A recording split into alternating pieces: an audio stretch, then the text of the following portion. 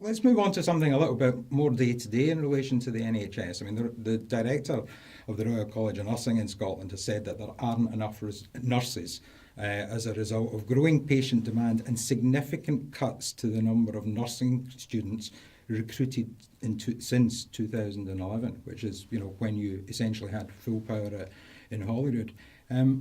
Why is the Scottish Government not doing more about that then, when it is something that they do have the power to do something about? Well, the Scottish Government is doing a great deal to protect our health and public services from the Westminster austerity agenda. So first of all, let's make no mistake that the block grant, that's the money that goes to the Scottish Parliament from Westminster to provide all of the devolved activities that the Scottish Parliament engages in, is being cut, and it is being cut significantly. So the Scottish Parliament is working in an environment where money is going down and expectations are increasing. And I think it's doing a very good job in terms of matching those challenges to protect vital areas of service delivery.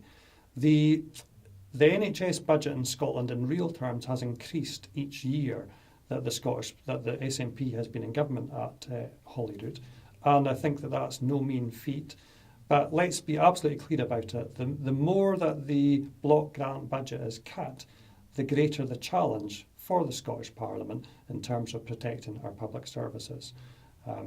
You cannot cut the budgets at London and expect the Scottish Parliament to carry on delivering what has always been there in the past. It's an impossible situation. Already today, local authorities throughout Scotland are faced with impossible decisions in terms of what has to be cut and how do they protect essential services to meet the budgetary cuts that are being rained down on them because of the block grant budget cut from Westminster. That is fundamentally the problem, and that goes back to what we've talked about already, the UK government's austerity agenda.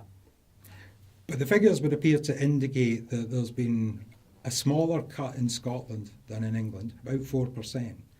But spending on the NHS in the last 5 years in England has gone up by 6% as opposed to 1% in Scotland. So that doesn't seem to stack up from a numbers perspective. It would appear that we are putting less resource into the NHS in spite of a slightly less harsh cut than what's happening in England.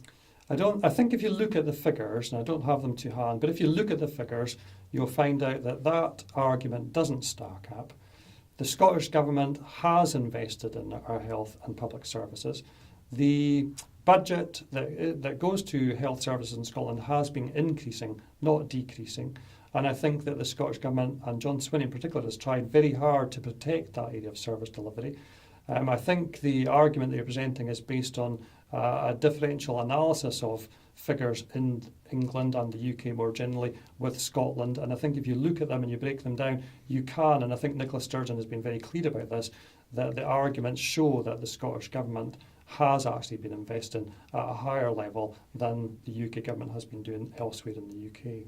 Well, I mean, it's our friends at the Institute of Fiscal Studies, once again, that those figures came from.